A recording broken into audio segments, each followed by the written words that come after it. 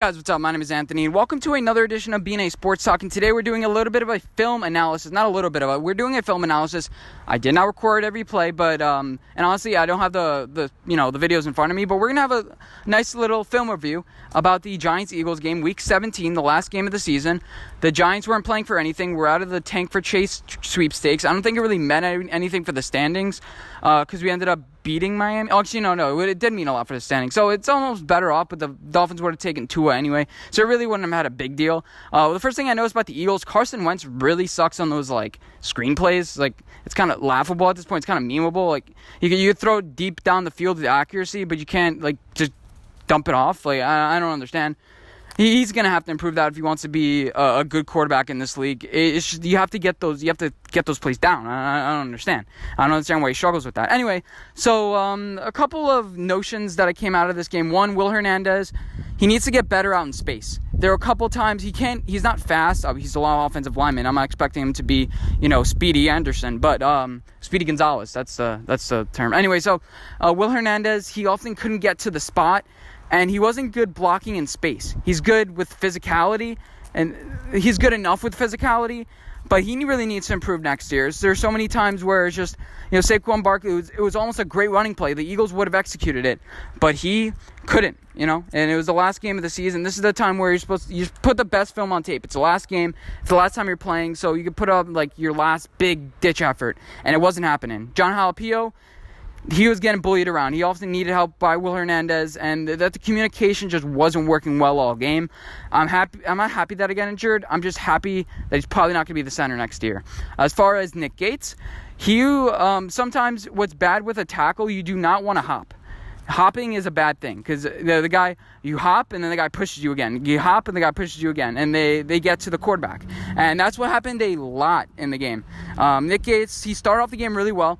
And him and Nate Solder. Nate Solder, the thing is, he can get beaten in 50 different ways. He have it your way. Burger King. He can get beaten by a spin move. He can get beaten by power. He can get beaten by speed rushers on the outside. And it's just really unpredictable about him.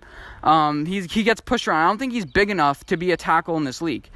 And I'm happy that we drafted Matt Peart. I don't love him. In fact, he's probably my least favorite draft pick out of the top 5. We had a good draft. He's probably my least favorite because he doesn't show that tenacity. I don't want my offensive lineman to be nice. I don't want him to be all smiles. I want him to be like, hey, I got to do my job. I got to protect my meat and potatoes. I got to protect my quarterback. That's what I want in an offensive lineman. And the fact that he's lackadaisical questions whether he's going to work hard or not. Andrew Thomas, I think he's going to work hard. That's a little bit of a critique about Matt Peart, but let's go back into the film analysis where I want to talk about Nate Solder. I'm so happy he's going to be right tackle next year. Maybe even Nick Gates right tackle. I don't think he's quite ready yet. But Nick Gates, he was decent enough. He didn't really let up a lot of pressure. The thing is, the middle, the interior, Kevin Zeitler is amazing. But Will Hernandez struggled in space. Kevin Zeitler was our best offensive lineman last year. He was just good in space. I think he's going to be a valuable asset for us next year. Teaching the new guys, Shane the Mew up, and I think it's going to be great. But, so let's go on to the next thing I want to talk about. Daniel Jones. Now, he often couldn't get his feet quite set in the pocket because, the pressure up the middle. If there was pressure on the edge, you could step up. There was one time he stepped up, made a beautiful throw, and I felt like crying. It was just beautiful by Daniel Jones. But if you can't get your feet set, you're stepping at 12 o'clock and you're trying to throw at 1:30, you often underthrew balls. There are also times where, the guy was open. There's one where Caden Smith, he had the first down, 1,000, 2,000, 3,000, and he threw it a little bit late. And there's also one he was egregiously late. Twice to Caden Smith, it was egregiously late. You got to improve those things. Sometimes he didn't want to dump it off to Saquon Barkley. It's just dump it off. Instead of going for the deep play, sometimes it worked, but instead of going for the deep play, sometimes just Saquon, instead of going for the short play, he went for the deep route. Just give the ball in Saquon Barkley's hand, get him in space, and he'll make something happen instead of trying to fit into a tight window. I guess that's how you learn. You got to learn by making mistakes, and that's what Daniel Jones was doing. He was making a lot of mistakes. But, he was able to read the defense pretty well. Obviously, he's going to need to improve that. Patrick Mahomes just learned how to read a defense, and his coach name is Andy Reid. And no pun intended. But he said he just learned how to read a defense. And, so, Daniel Jones has time. He's going to be able to opt in and opt out of plays that are, good for him. Yeah, in this game, he was often just let down. Saquon Barkley is just, he tries to make so much out of it. Instead of a, 2nd and 10, just make it a 2nd and 6. I'd rather that than, you gaining no yards. And there are often times where his offensive line screwed him, but there's some times where it's just like, okay, hit that gap. Instead of trying to bounce to the outside, he's sometimes afraid to go to the inside. And then finally, our defense.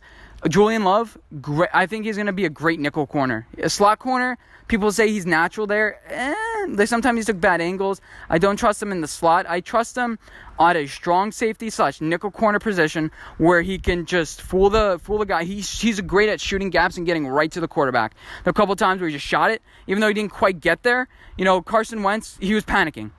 And he's sly like that. He's smooth. He's silky smooth. Have Darnay Holmes as slot corner. I think, he can develop in there. But Julian Love, I think you play him at free or you play him in nickel corner in these sub packages.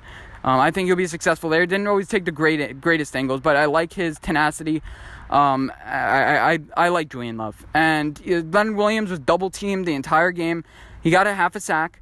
Good for him. But Alec Ogletree was awful. Antoine Bethea, there was one time he was just standing there, and when you're on your feet, when you're just your heels on the ground, you lost no matter what.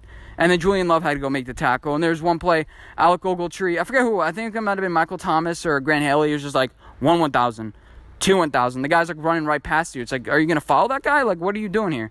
The other guy next to you is guarding somebody else. You get the guy, and then end up being a large play.